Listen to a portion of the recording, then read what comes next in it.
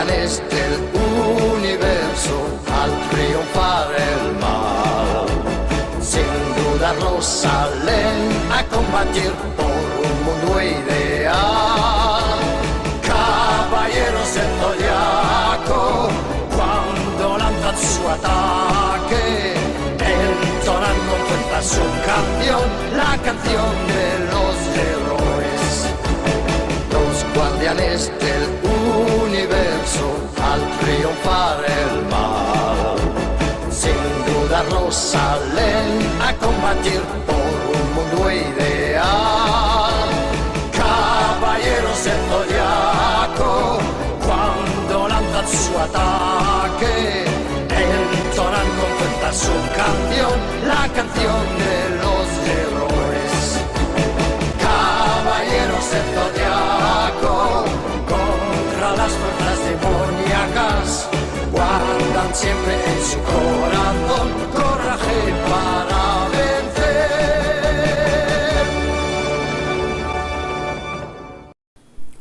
Hola, ¿qué tal todos? Bienvenidos y bienvenidas nuevamente a este su canal podcast Aleatorios.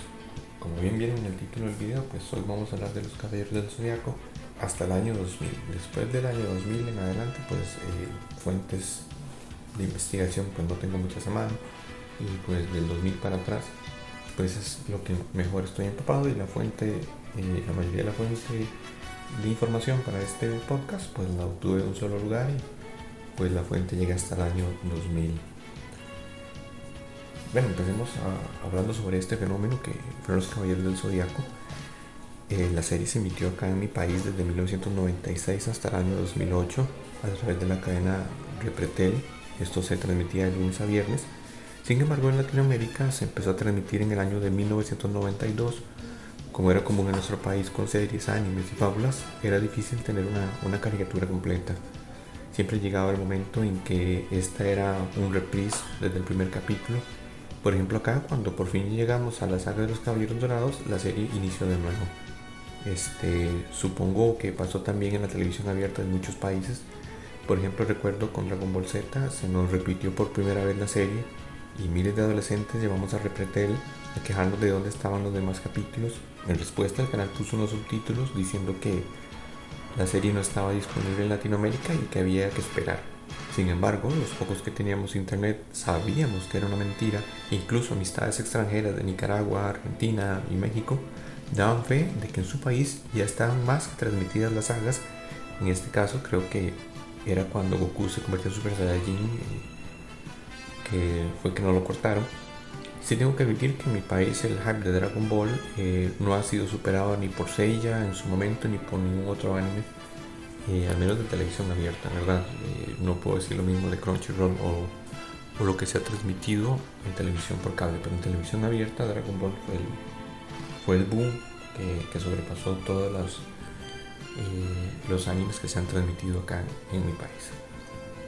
Al final la serie completa fue liberada por sagas hasta que pudimos ver todos los capítulos, hasta la saga de Poseidón, estando ya entrado en los años de colegio. La serie empieza cuando estoy en la escuela y termina cuando ya estoy en el colegio, ¿verdad? Reprise tras reprise tras reprise. En la infancia muchos de nosotros, los amigos del barrio, hablábamos de tener los trajes de las armaduras aunque fueran plásticas. En nuestro país el marketing de anime da lástima, y quien lo trae por lo general no trae cosas originales y las vende como tales. Esto es muy común en las tiendas especializadas de anime aquí, por ejemplo, o mangas. Traer imitaciones muy buenas y venderlas como material original. Todo eso lo superamos con la indestructible imaginación de un niño, ¿verdad? No teníamos armaduras de verdad, pero en nuestras imaginaciones las teníamos. Éramos los caballeros de bronce, aun cuando parecían los de plata. Pero la imaginación estalló cuando llegaron los caballeros de oro, ¿verdad? Esos poderosos caballeros con los 7 sentidos invencibles. Eran los más poderosos. Inclusive yo llegué a un momento en la serie a decir, ¿por qué están peleando contra estos otros caballeros y ya lucharon contra los caballeros de oro, que eran los más poderosos, ¿verdad? Yo en algún momento llegué a sentir como que la serie había perdido esa esencia de poder, porque Seiya y sus amigos ya habían derrotado a los caballeros de oro, y en sagas posteriores los golpeaban, los derrotaban, y yo decía, pero ya lucharon con los más poderosos, ¿por qué no pueden luchar contra estos, verdad? Pero bueno, Si se busca en internet, el hype generado en otros países fue diferente. Obviamente España lo vivió de maneras más vivas gracias al marketing. En los años 90 mi país era aún muy adultocentrista, y si a un adulto no le gustaba el anime, simplemente este no era bueno y de este no se vendía nada. Pocas tiendas trajeron Caballeros del Zodiaco, y obviamente los chinos piratas se vendían bastante caro. Sus piezas no encajaban, se rompían, tenían faltantes, pero eran nuestros Caballeros del Zodiaco.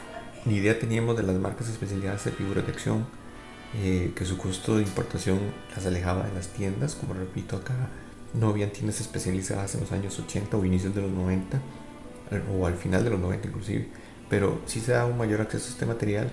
Pero gracias a lo que descubrimos los que iniciamos este mundo, gracias al internet, alguna que otra tienda en las sombras, en alguna galería que traía algo de vez en cuando, pero como les digo, tal vez en aquel entonces todavía no estaba muy de moda acá el DVD, pero te traían un VHS grabado en la misma casa del dueño de la tienda, ¿verdad? Entonces siempre hubo mucha piratería con respecto a esto, ¿verdad? Inclusive muchas películas de los Caballeros del Zodiaco le trajeron en español de España, o inclusive las de Dragon Ball, no con la lengua latina, ¿verdad? El doblaje que se hacía en México, por ejemplo. También en los años 90 había que luchar contra los muchos evangélicos que lanzaban documentales de satanismo en las caricaturas. En su canal, la mayoría de todas estas caricaturas que ellos mencionaban, estos documentales eran, y claro está que Los Caballeros del Zodiaco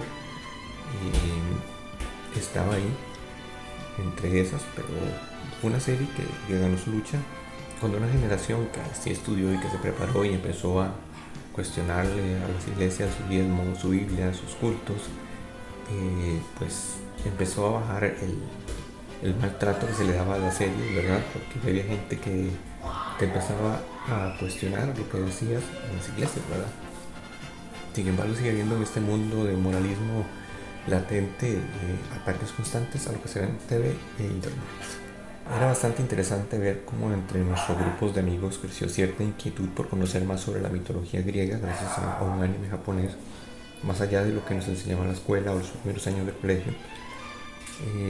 También de otra serie de factores como el valor de la lealtad, la responsabilidad, la amistad y por sobre todo que todo, aunque parecía imposible, podemos luchar contra ello, no importa nuestro estado, ya sea tan deplorable, podemos creer en nosotros mismos y vencer al rival o las situaciones de la vida sin importar qué tan en desventaja estemos.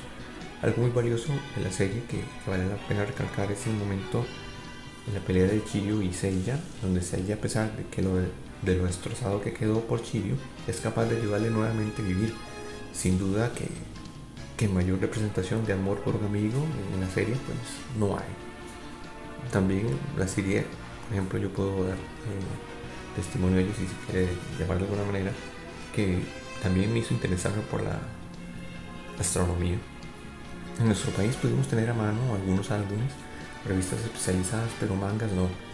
Era algo complicado y quien tenía acceso a un manga tenía que ser una persona de clase media alta en adelante. Al día de hoy sí podemos conseguir mangas de Saint Seiya, pero más que todo como nostalgia, ¿no? Porque ya tengas un hype, digamos, una nueva forma de querer vivirlo. Es difícil, al menos ahora. Logro también que con este boom de los Caballeros del Zodiaco, todos queríamos ser cualquier caballero menos Sean. Inclusive era el caballero que era utilizado como una ofensa al débil, al torpe del barrio y de la clase. En estos tiempos de zurdos progresistas, hacer un cosplay de Sean o de algún otro caballero de apariencia feminada te pondría en un pedestal más allá de las facciones nórdicas que tenía Yoga, ¿verdad? Realmente yo ya eso no importa, sin tanta ideología, porque creo que cualquier verdadera amante de la serie Saint Seiya usaría la armadura de Andrómeda en estos días o la de Pisces sin ningún tipo de incomodidad. Además recordemos que como avanza la serie, Sean es la reencarnación de Hades y pues se convierte en uno de los caballeros más poderosos de todos, inclusive en las 12 casas, y el poder que él emana pues es superior. Como decía, las colecciones de caballeros de Bandai eran imposibles de conseguir aquí. Podíamos encontrar una copia de CDs con las bandas sonoras, libros de ilustración de tercera mano, imposible un manga, pero los muñecos piratas pues sobraban. Otros países como Argentina, México o Brasil también pudieron disfrutar plenamente con los Caballeros del Zodiaco.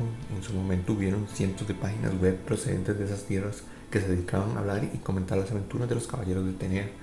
Recuerdo páginas donde podías descargar un pedacito del manga, un pedacito de un video, una cosa como esa, ¿verdad? Porque tampoco eran páginas que te dejaban descargar grandes cantidades de cosas, ¿verdad? Bien, esa fue una pequeña intro con respecto a como viví yo los Caballeros del Zodiaco, las limitantes que tenía yo en el tiempo en que empezamos a ver esto por acá, ¿verdad? Como les digo, inclusive las tiendas en las que yo compré algún material de los Caballeros del Zodiaco ya ni existen. Bien, ahora hablemos sobre el autor. Se llama Masami Kurumada.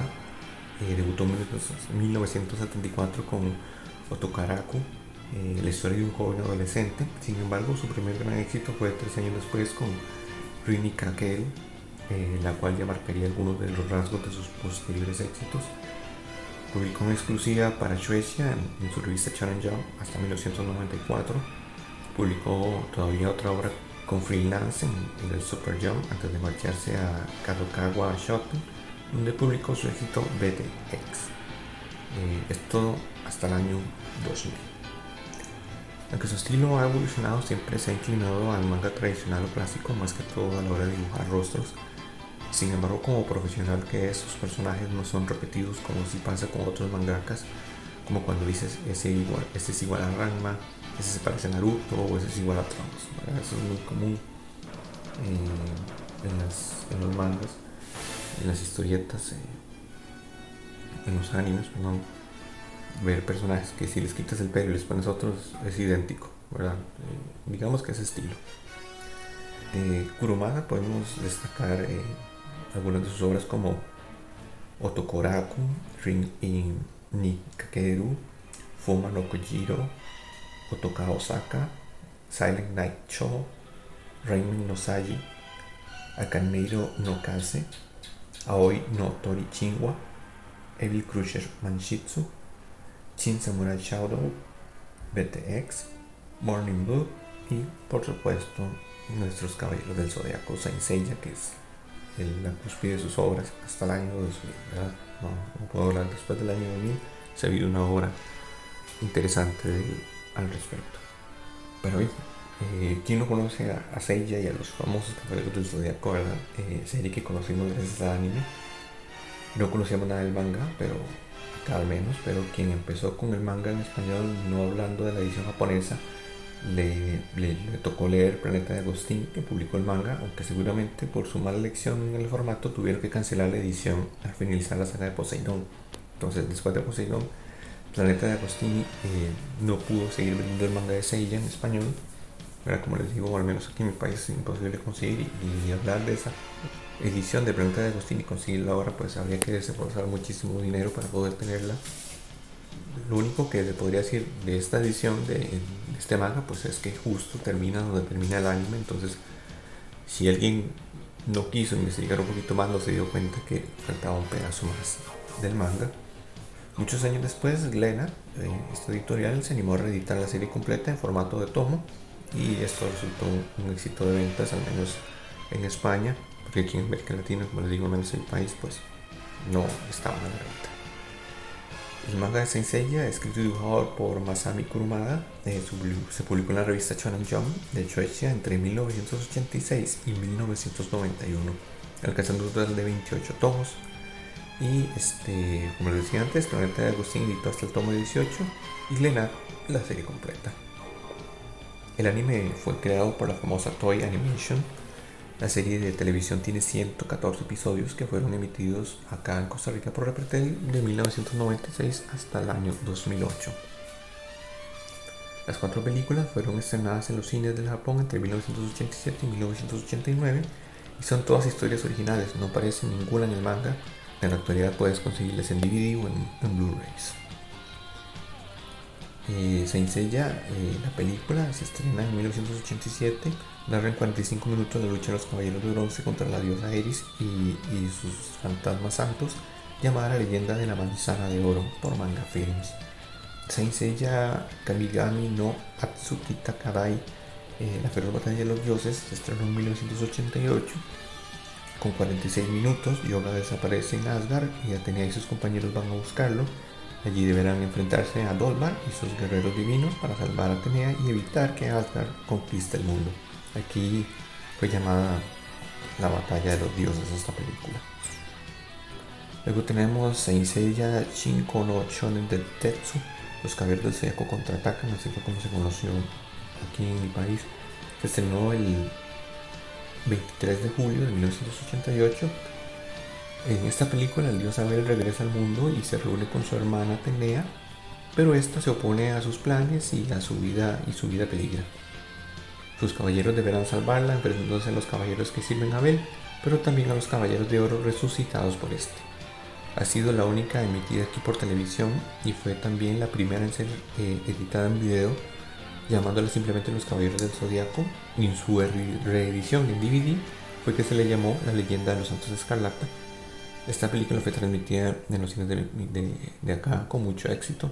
Yo no pude ir a verla, pero sí sé que muchísima gente fue a verla y se mantuvo en cartelera muchísimo tiempo.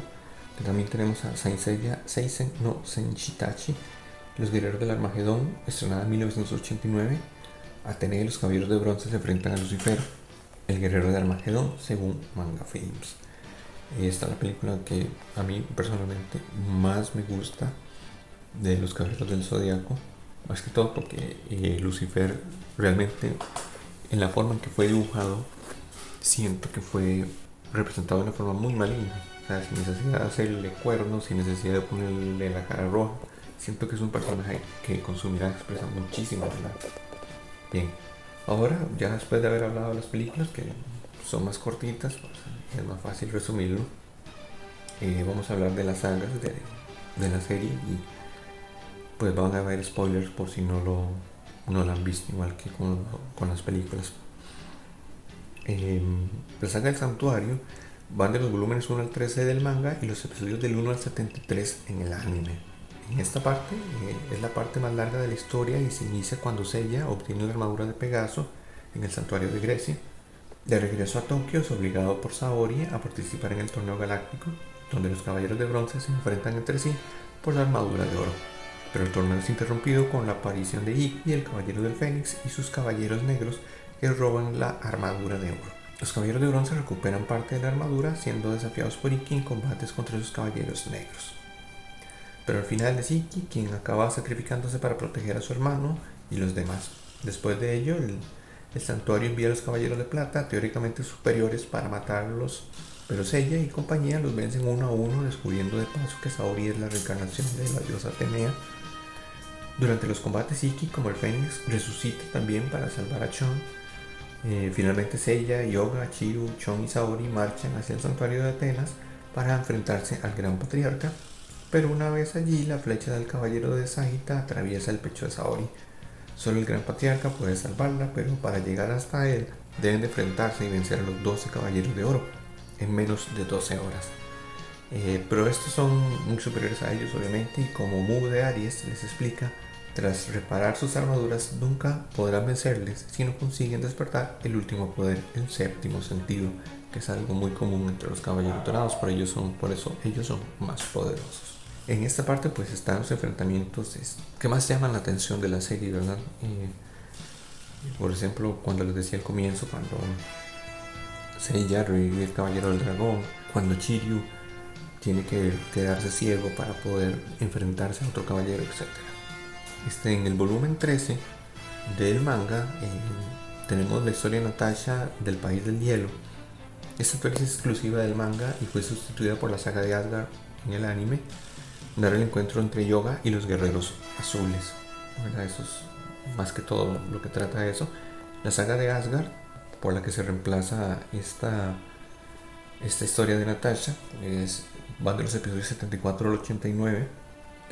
Esta parte fue creada enteramente por Toei debido al éxito de la segunda película y no se basa en el manga original. Hilda de Polaris, sacerdotisa de Odín, es poseída por el anillo de los Nibelungos y pretende extender su dominio a todo el mundo. Al dejar de rezar para que se mantenga el frío, el casquete polar se empieza a derretir, e inundará gran parte del mundo. Atena y los caballeros de bronce viajan a Asgard, donde Atena usa sus poderes para evitar que el hielo se derrita, pero solo podrá aguantarlo durante 12 horas. Los caballeros de bronce deben derrotar a los guerreros divinos de Asgard y llegar hasta Hilda antes de que la energía de Atenea se extinga. El final de la saga enlaza gracias a la aparición de un general marino directamente con la siguiente parte. Y la siguiente parte es la saga de Poseidón. Van de los volúmenes 14 al 18 y los episodios 100 al 114 del anime. Saori acude a una fiesta de cumpleaños del magnate Julián Solo, quien le pide matrimonio, pero ella lo rechaza.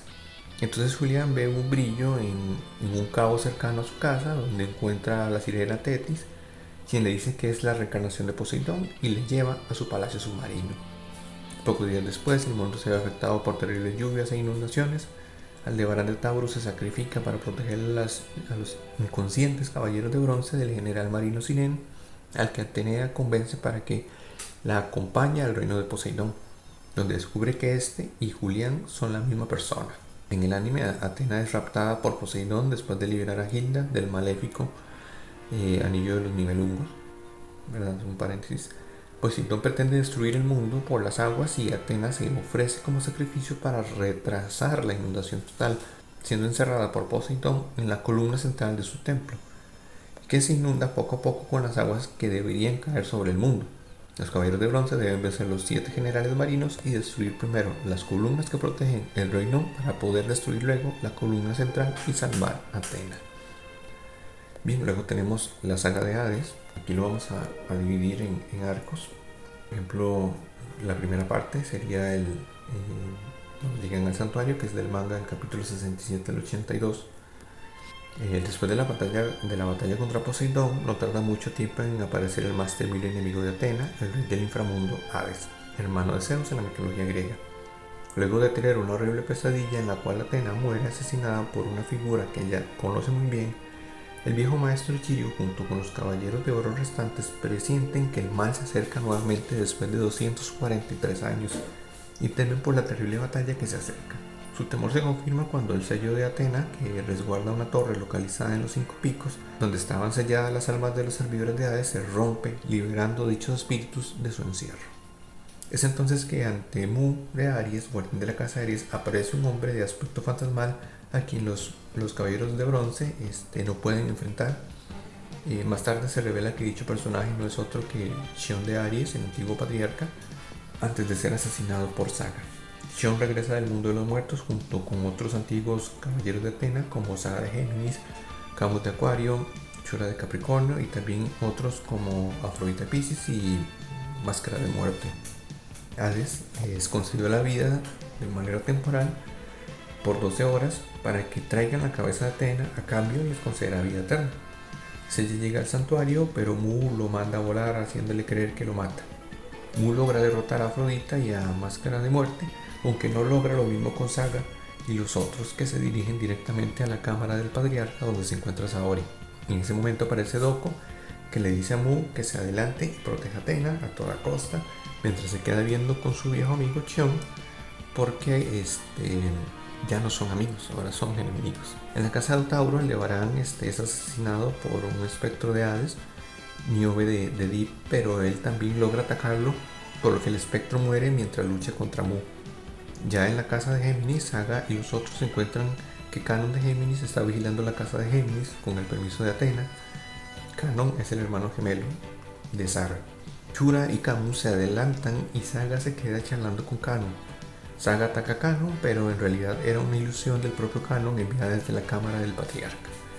Mientras tanto, en la cámara del patriarca, Milo de Scorpio se encuentra con Saori, que al escuchar sobre el ataque de Saga hacia Canon, se dirige a ver qué ocurre. Milo, al enterarse de que Canon estaba en el santuario, le asesta su ataque de uña escarlata, diciéndole que aunque Atena lo haya perdonado, él no lo ha hecho, pues conoce perfectamente su historia de traición al santuario.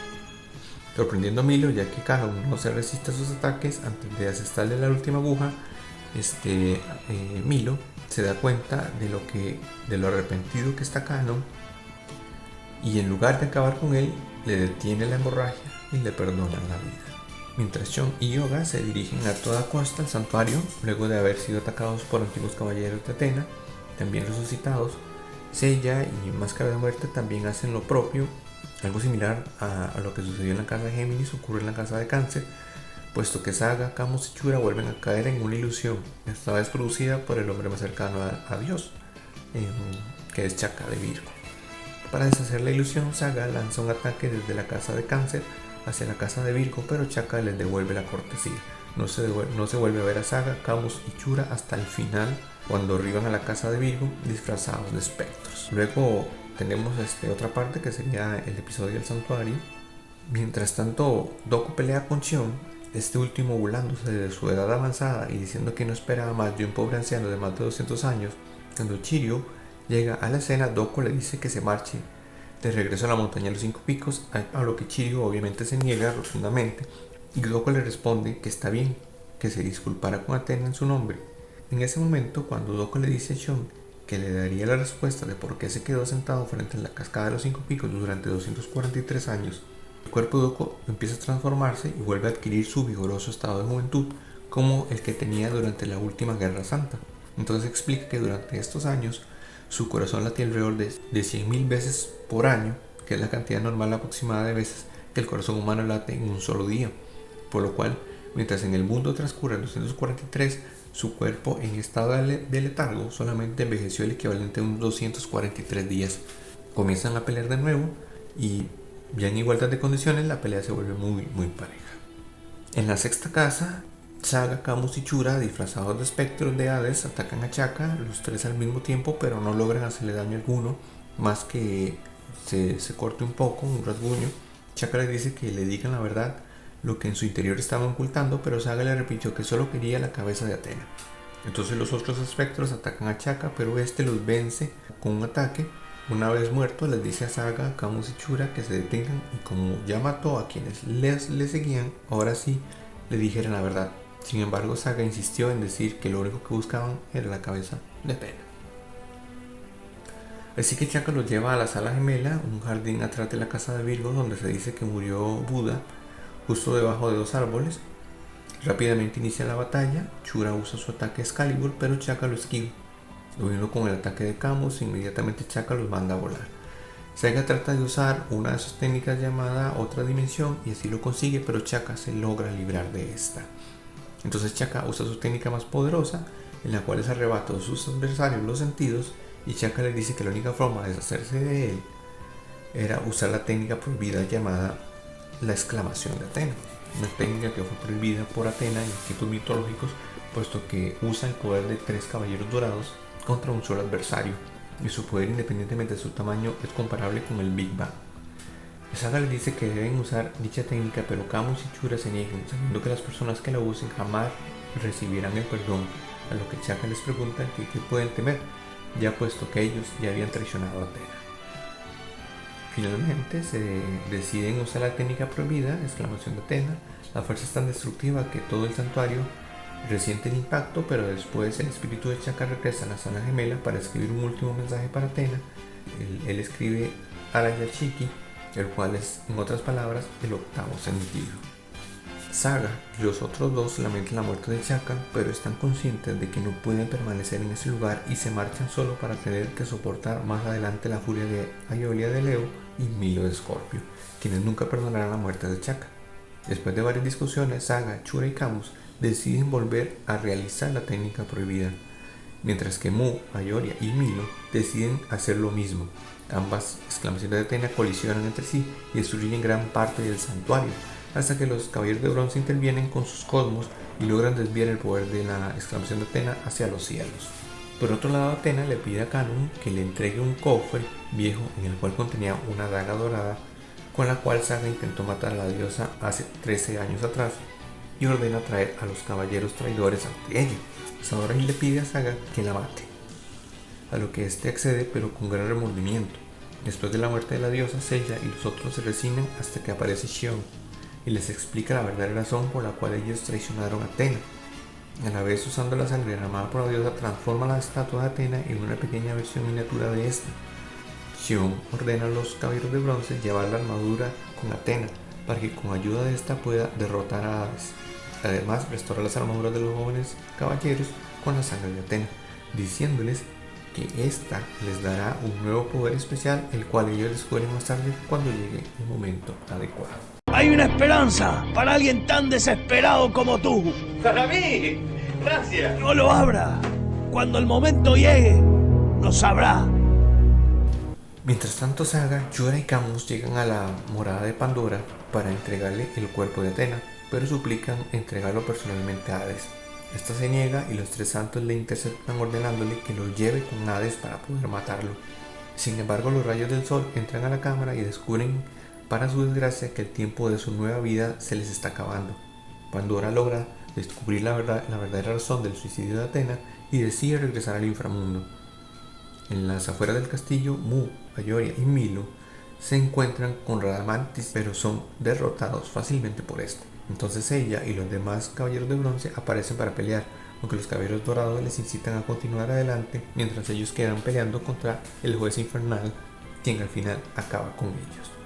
Los caballeros de bronce llegan con Saga y los otros dos caballeros de oro caídos, quienes en su último aliento le confían al cuidado de la diosa Atena. Yoga mata a Celos de Rana por atreverse a patear a Camus en respuesta a que este último lo había congelado en un principio. Los jóvenes caballeros de bronce llegan a la escalera del inframundo y se encuentran con Pandora, quien inmediatamente reconoce a Chon, pero continúa adelante. Radamantis aparece y se dispone a enfrentar a los caballeros de bronce, pero son todos derrotados por el espectro hasta que Seiya se levanta de nuevo y enfrenta de nuevo a Radamantis, cayendo con él en el inframundo. En el santuario, Doku y Shun sostienen una última conversación sobre el octavo sentido, el cual Chaka y Atena lograron despertar para ingresar vivos al inframundo. Al momento en que se apaga la última llama del reloj y Shun aparece, mientras Chiyo, Yoga y Shun observan la caída del castillo, prometiéndose encontrarse con Seiya en el inframundo. Bien, ahora otro arco de esa historia es en el infierno, que va del manga del capítulo 83 al 101. La historia se reanuda con los tres caballeros de bronce, Chiryu de dragón, Yoga de cisne y Shun de Andrómeda, los cuales se encuentran con Doko de Libra, el cual les cuenta el por qué murieron Chaka de Virgo y Saori Kido. También les explica cómo llegar al inframundo, que es con el octavo sentido. La historia continúa con Seiya y Shun porque Chiryu, Yoga y Doko toman otro camino. Entonces se encuentra en la entrada al inframundo que dice: el que entre aquí, que abandone toda esperanza. Pero ellos siguieron sin abandonar la esperanza, intentan cruzar el río Aqueronte, pero con un problema, el cual es que tienen que pagar a Caronte para poder cruzar el río Aqueronte.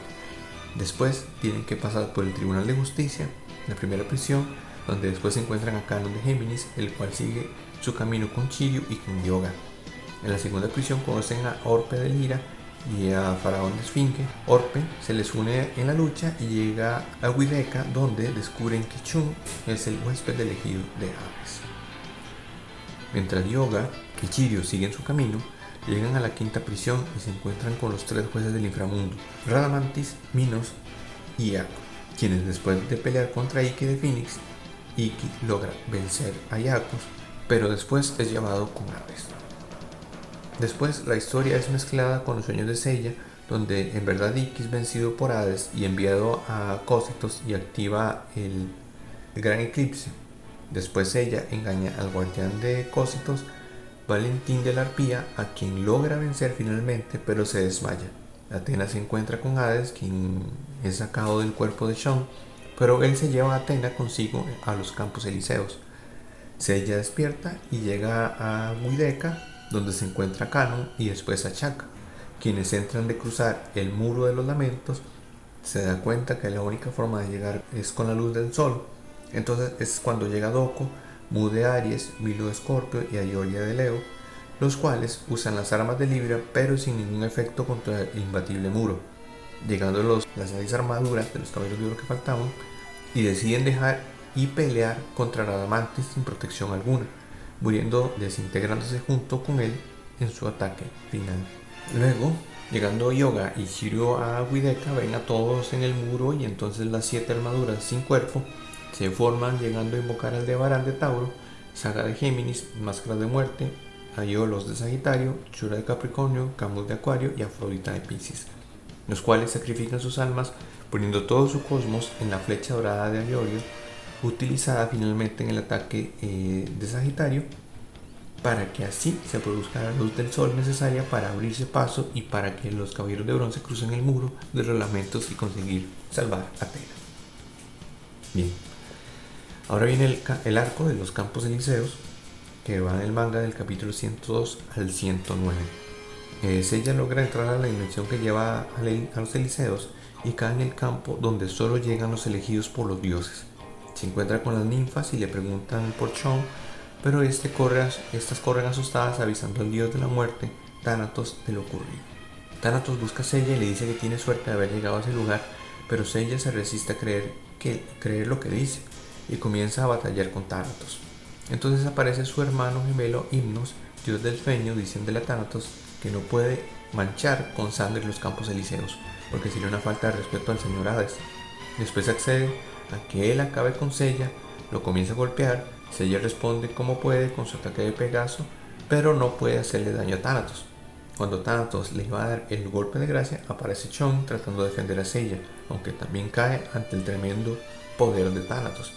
Después se reúnen los 5, Yoga, Chiryu e Ikki, que habían dejado morir a Pandora a manos del mismo Thanatos. Comienza la batalla, pero los caballeros de bronce pierden sus armaduras por los constantes ataques de Thanatos, mostrando su supremacía como dios. Estando a punto de morir, reciben ayuda de las armaduras doradas de Sagitario, de Acuario, de Libra, Leo y de Virgo, que había enviado Poseidón, pero vuelven a destruirse por el ataque de Thanatos. Seiya, ya perdiendo las esperanzas, se entera que en la tierra está su hermana Seika, que había estado extraviada desde que fueron separados cuando era niño, la cual ahora se encuentra junto a Shaina y Marin sufriendo de amnesia. Seiya es llamado por Athena a no rendirse y concentrar su energía vital y su cosmo para obtener la armadura de oro que pertenecía a los 12 guardianes de Zeus y que obtuvo por la sangre de Atenea. Entonces ella logra vencer a Thanatos y trata de escapar de Himnos, pero no lo consigue, así que interviene Yoga, Chiryu y Chon, y también con sus propias armaduras convertidas en oro. Así logran forzar el avance hacia la vasija sagrada donde está Athena y aniquilar a Hades. Cuando Seiya llega con Ikki, trata de atacar a Hades, pero no poseía una armadura dorada, ya que su armadura de bronce no tenía la sangre de Athena. Sin embargo, debajo de la vasija había sangre derramada de Athena y él la toma y así pudo tener su propia armadura dorada.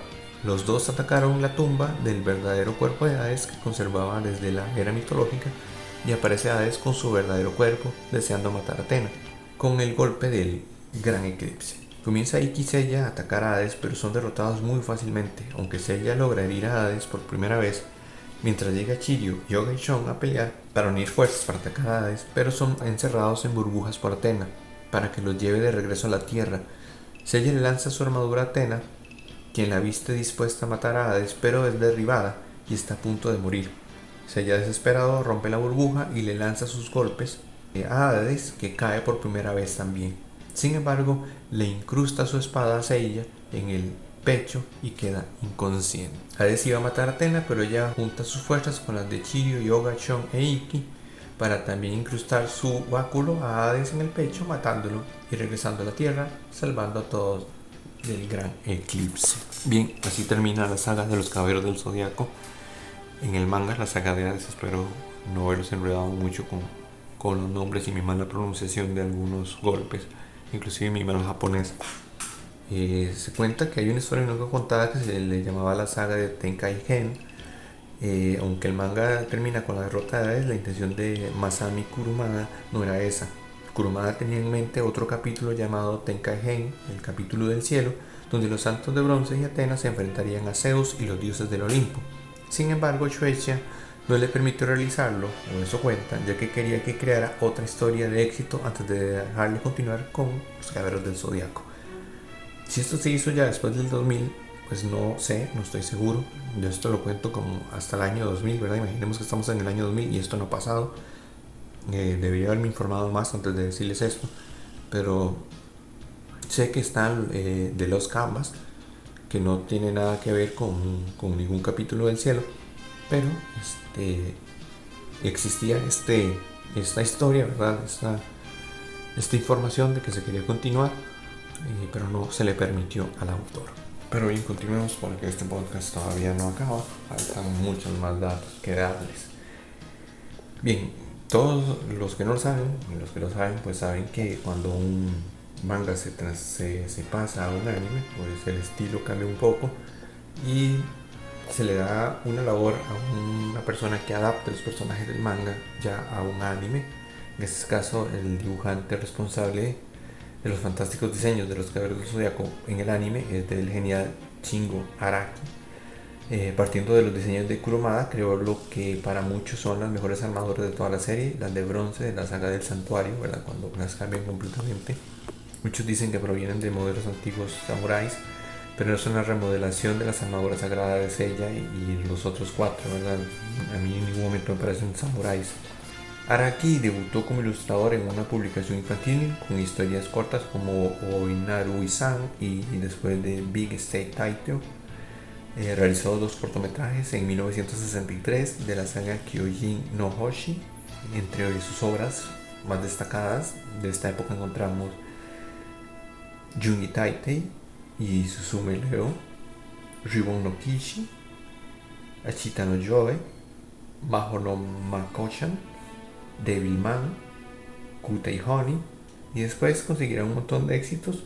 Participó entre otras en las conocidas Besurai Yu Nobara, La Rosa de Versalles, Auril y Oscar, Ulises 31, en Lupin 3, en el Inspector Gadget, que pero solo fue en el episodio piloto, Cat's Eyes y Fuma no Kojiri, la primera adaptación de un manga de Kurumada, y por supuesto Saint Seiya en 1986, serie que lo consagraría en el mundo entero.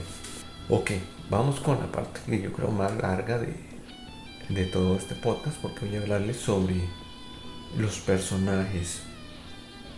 Vamos a presentar todos los personajes que aparecen en la serie de animación y en el manga. La edad de cada uno de ellos y algunas otras características son las que aparecen en el manga, pero no voy a darles los datos de todos, ¿verdad? Porque si no, realmente tendremos un podcast extremadamente largo o partido en 3 partes de 1 hora cada uno.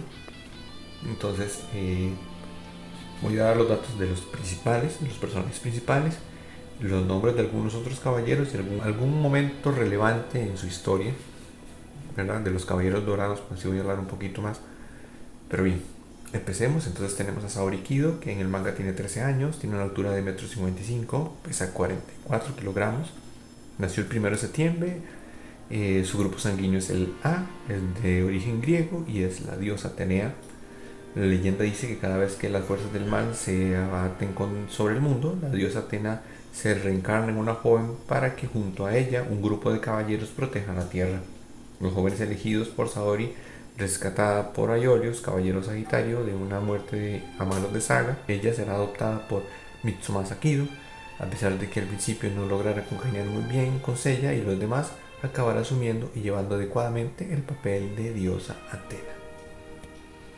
Después tenemos al personaje principal, Seiya. Su nombre se puede traducir como flecha de estrellas o estrella lanzada o meteoro. Tiene 13 años, una altura de 1,65 m, pesa 53 kilogramos.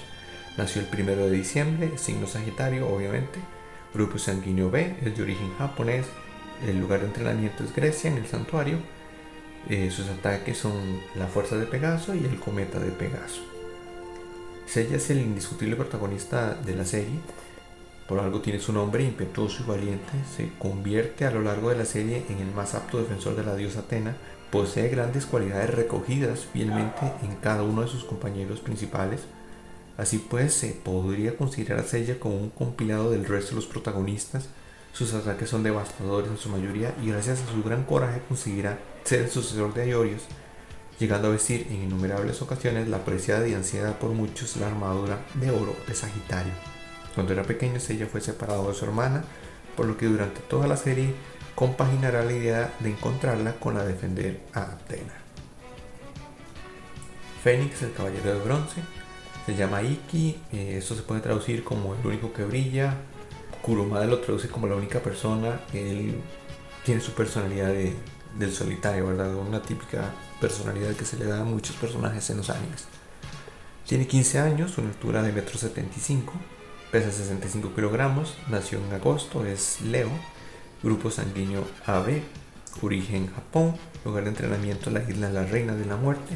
Sus ataques son la ilusión del Fénix y el Fénix volador. Ikki representa la fuerza y es sin duda el caballero más poderoso y uno de los que más seguidores tiene. Esto es debido fundamentalmente a su carácter, que demuestra ser el más maduro en su lucha contra las fuerzas del mal, aunque en un principio siguiera las órdenes del santuario y luchara contra Seiya y los demás. Acabaría siendo uno de los más nobles caballeros y no dudaría ni un momento en dar su vida por acabar con sus enemigos y dejar el paso libre a los demás. Él es el hermano mayor del Caballero de Andrómeda y le ofrece una gran protección en cada uno de los combates. Si hay algo que destacar del Caballero de Fénix, además de su individualidad, porque casi siempre combate solo, es su facilidad para aparecer en los momentos más oportunos con una entrada espectacular. El siguiente caballero es Chirio, que significa dragón violeta, que el violeta es lo que menos tiene, siempre lo vi color verde, verde agua, pero bueno. Tiene una edad de 14 años, una altura de 1,72 m, pesa 53 kilogramos, su fecha de nacimiento es el 4 de octubre, es del signo Libra, su grupo sanguíneo es el A, su origen es Japón y se entrena en Rosan, China. Sus ataques son la cólera del dragón, el dragón llameante y el último dragón y la espada Excalibur, técnica adquirida en la batalla del santuario con el caballero de Capricornio. Es el coprotagonista de la serie y representa sin duda a la inteligencia debido sobre todo a su formación en China con el venerable maestro de los 5 picos. Chirio posee en su armadura el escudo del dragón, considerado por muchos como el más fuerte de toda la constelación, y además posee unos ataques que podrían destruir a cualquier caballero, aunque eso sí, poniendo su vida en peligro. Durante buena parte de la serie el caballero del dragón permanece ciego, pero afortunadamente descubriendo el séptimo sentido recupera también la vista. A mí siempre me llamó mucho la atención de que el escudo de Chirio fuera el más poderoso, habiendo escudos en la armadura de Libra, y que el escudo del dragón pues se rompe en varias ocasiones, al menos en el anime. Tenemos a Yoga, que significa río de hielo, 14 años de edad, una altura de 1,73 m, pesa 60 kilogramos, su fecha de nacimiento es el 23 de enero, es del signo Acuario, grupo sanguíneo O, origen Rusia, lugar de entrenamiento Siberia Oriental. Cabe destacar, bueno, puedo hablarlo más adelante sobre los orígenes de estos chicos, pero en el manga son todos hermanos. Estos datos son del anime.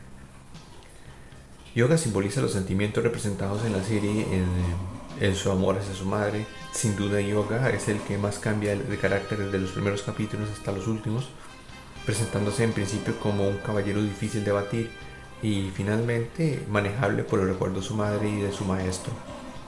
Demuestra que durante sus años de entrenamiento adquirió un montón de técnicas de combate que le ayudaron en el futuro a derrotar a los más temibles adversarios. El caballero de cisne guarda siempre consigo una cruz de oro que su madre le regaló y que le salva la vida en varias ocasiones. Esto deja entredicho pues que en el anime Yoga es cristiano. Andrómeda, el caballero de bronce, se llama Chon, que significa centello, tiene 13 años, una altura de 1,65 m, pesa 51 kilogramos, nació el 9 de septiembre, es del signo Virgo, grupo sanguíneo A, de origen japonés, el lugar de entrenamiento es la isla de Andrómeda, eso cerca de Etiopía. Sus ataques son la nebula chain, la cadena nebular, la onda del trueno y la tempestad nebular. Shon, el caballero de Andrómeda, es el personaje con el que el señor Kurumada quiso representar la cualidad de la belleza, de ahí que sea el más afeminado en cuanto a su apariencia física. De todas formas, y como se puede apreciar en los primeros capítulos de la serie, goza de una gran popularidad entre el público femenino que le sigue cautelosamente el torneo galáctico. Shon es hermano de Ikki, lo que provoca un conflicto emocional bastante difícil de asimilar. A su vez detesta la violencia, hecho que no le impedirá poseer uno de los mejores y más fulminantes ataques. Se caracteriza por ser el único caballero de bronce que posee armas, la cadena de Andrómeda, ¿verdad? Después tenemos los demás caballeros de bronce, que no voy a entrar en detalle con estos ni con los demás, ¿verdad? Solamente con los de oro, que como les decía anteriormente. Los otros caballeros de bronce son pues Ichi, el caballero de Hidra, de los pantanos, Hahu, de unicornio. Aparece en los primeros capítulos como uno de los futuros protagonistas, pero no pasa más. El caballero de lobo Nachi, León menor, Ban, un caballero de gran envergadura, Heki de oso, un caballero grande y muy fuerte. Y tenemos a los caballeros negros también. Los caballeros negros no son clones, son caballeros físicamente iguales a los caballeros de bronce principales, pero provienen de diferentes tierras según el anime, ¿verdad? Tenemos el cisne negro, el pegaso negro, el dragón negro, el andrómeda negro, el fénix negro, y dentro de esta fila tenemos a Django, que se entrenaba con Fénix en la isla de la Reina Muerte, y a Gulti, el maestro de Iki, en la isla de la Reina Muerte. Entonces estos dos entran dentro de la categoría de los caballeros negros. Bien, ahora vamos con los caballeros de plata. Tenemos a Águila, el caballero de plata, conocido como Marín, que es la maestra de Seiya. El perro cazador, caballero de plata. China, caballero de plata, que termina enamorada de Seiya. Eso es una historia ahí que se puede contar después. Misty, de lagarto, de tendencia sexual poco definida, y se representa como líder de los caballeros de plata en el anime. Asterión es el caballero de plata, perro cazador. Ballena, Moses, caballero de plata. Argol de Perseus fue el único caballero de plata que puso en verdaderos aprietos a los caballeros de bronce, convirtiendo en piedra a Andrómeda y a Pegaso. Poseía un escudo con la cara de Medusa tallada en él, que cuando alguien la miraba, al igual que en la leyenda, quedaba petrificado. Shiryu, gracias a que pudo evitar su primer ataque con su escudo, consigue derrotarlo, pero sacrificándose él mismo, se revienta los ojos para que de ese modo él no pueda hacerle nada. Luego tenemos a Spartan de Atrida, Babel, el caballero del centauro, Jamian el cuervo, Dante de Cerbero, Perseo, caballero de plata, Capella de Auguria, Dio de Mosca, Sirias de perro menor, Argelil de Heracles, Aragno de Tarántula, Tremi de Ságita, Cristal, que es el maestro caballero de yoga, Albiceo de Cefeo, Chiva de pavo y Álgora de loto. Al principio, cuando mirabas la serie, los mismos caballeros dejaban muy en claro la supremacía de un caballero de plata por sobre uno de bronce, y uno seguía esa lógica. Pero también me preguntaba por qué los caballeros de bronce les rompían la jeta con tanta facilidad en algunos casos a los caballeros de plata. Ya en la serie más adelante pues me deja en claro que los protagonistas están destinados a ser caballeros de oro, y pues su cosmo y su fuerza de alguna u otra manera los hace más fuertes. Bien, ahora vamos con los caballeros dorados. No voy a dar muchos detalles de ellos, pero sí más que lo que dije anteriormente, los caballeros de plata. Tenemos a Mu de Aries. Mu es el único caballero con la capacidad de reparar armaduras, procedente de las montañas de Hamir, y debido a su gran sabiduría, solo comparable a la del caballero de Libra, conoce a la perfección todas las tiranías ocurridas en el santuario. Por eso lo abandonó y se refugió en las montañas. Desde entonces es considerado como un rebelde. Será el primer caballero de oro con el que tengan que lidiar Seiya y sus amigos. El siguiente sería Aldebarán de Tauro.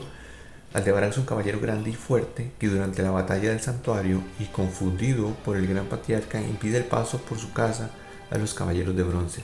Posee una técnica defensiva que consiste en estar con los brazos cruzados y de este modo contraatacar con más potencia. Seiya, al descubrir el séptimo sentido, consigue cortarle un cuerno del casco, y Aldebarán, asombrado, le deja pasar hacia la siguiente casa. Shiryu, Yoga y Shon, combinando sus poderes, también le sorprenden y seguirán el camino de Seiya. Saga de Géminis es sin duda el caballero más importante de toda la serie de los Caballeros del Zodiaco, ya que está presente en todas, excepto en la saga de Asgard.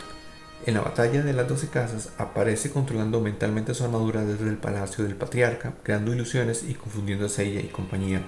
Gracias a la ceguera del caballero del dragón, fracasaría en su intento de que no pasara nada y pudieran seguir hacia su destino. Sin embargo, Yoga es enviado a otra dimensión y aparecería más tarde en la casa de Libra. Máscara de Muerte, este es el caballero malvado. Dedicó toda su vida como caballero a asesinar a personas inocentes, incluidos niños, a los cuales no les daba paz eterna, sino que dejaba sus almas merodeando por su templo del zodiaco. Aún conociendo a la perfección los planes del patriarca, no le importaba, debido a que el único objetivo de Máscara de Muerte será el de conseguir más víctimas para su casa. Será gracias a esto y a los restos de Chunrei que Shiryu, el caballero del dragón, conseguiría vencerle. Ayoria de Leo. Ayoria es el hermano menor del caballero de Sagitario y desde pequeño había sido juzgado como el hermano de un traidor. Por este motivo le pide al patriarca ir a Japón para eliminar a Seiya y limpiar de este modo su nombre. Sin embargo, una vez allí conoce a Saori y se da cuenta de que es la auténtica reencarnación de Atena. Regresa al santuario y allí es hechizado por el patriarca para que defienda su morada de los caballeros de bronce. Chaka de Virgo es la reencarnación de Buda y en cualquier caso es sin discusión el caballero de oro más poderoso y la persona más cercana a un dios. Chaka se enfrentaría a Seiya, Chiryu y Chon, que nada pueden hacer contra este semidios, y es el caballero del Fénix quien consigue tras un largo combate derrotarlo gracias al séptimo sentido y haciendo explotar su energía cósmica. Doko de Libra. Este caballero de oro es ni más ni menos que el viejo maestro de Chiryu, el caballero del dragón. Dotado de una sabiduría inimaginable debido a su longevidad, basará su existencia en la espera durante 243 años, según la historia, de que Hades regrese a la Tierra. Será en este momento cuando, usando una increíble técnica de combate, rejuvenezca y se ponga su armadura de oro. Además, esta armadura y sus 12 armas, una para cada caballero de oro, tendrán gran utilidad tanto en la batalla contra Poseidón como en el santuario, donde Chiryu, de una forma espectacular, mediará el sarcófago de cristal donde Yoga había sido enterrado por Camus. Milo de Escorpión. Milo fue enviado en varias ocasiones a acabar con la vida de los caballeros de bronce, aunque en un primer momento es sustituido por el caballero de Leo. Más tarde será enviado junto a Afrodita a la isla de Andrómeda, donde realizarán una verdadera masacre. En la batalla del santuario se enfrenta a Yoga, el cual le convencería de que el patriarca no es más que la encarnación del mal. A partir de entonces Milo se unirá a la buena causa de Seiya y compañía. Aiolios de Sagitario fue el más noble defensor de la princesa Atena debido a su fidelidad y su benevolencia con el pueblo griego. Llegó a ser elegido como sustituto del antiguo patriarca, pero antes de que todo esto sucediese, Saga de Géminis se eligió como nuevo jefe del santuario, asesinando al verdadero patriarca, que en aquel entonces era Shion de Aries. Cuando este intentaba asesinar a Atena, Aiolios interrumpió tan dantesca escena y escapó con la princesa. No sin descubrir la personalidad de Saga, por supuesto fue acusado de traidor y mandado a ejecutar por los hombres del patriarca. Herido de muerte, dejará a la niña y su armadura de oro al cuidado de un joven Mitsumasa King. En la batalla de los 12 casas descubrirán un testamento en su propio templo, el cual será leído por Seiya y los otros, quienes emocionados renovarán su juramento de dar su vida por Atena. Tenemos a Chura de Capricornio. Hace 13 años fue el verdugo de Aiolios en su intento de fuga con la princesa Atena. Debido a la juventud de Chura, que ahora tiene 23, hace 13 tenía 10 años, o sea, era súper niño, no se dio cuenta de que sus golpes no habían sido mortales y dejó con vida, convencido de ser el más firme y fiel defensor de Atena, pero se engañó a sí mismo. A las 12 casas se enfrentaría a Chiryu, que sucumbía ante la espada Excalibur, su ataque Excalibur, espada que posee Chura en sus brazos y piernas. Sin embargo, la firmeza de Chiryu le hará ver la justicia en la causa de su rival, aunque ya demasiado tarde. Sin embargo, este noble caballero se las ingenia para que antes de morir salvar la vida del caballero del dragón y además cederle su espada, que será de gran ayuda para el caballero del dragón en sus batallas contra Poseidón. Camus de Acuario. Camus en el anime es el maestro de cristal, que es el maestro de yoga, y en el manga es directamente el maestro de yoga, no está el caballero de cristal.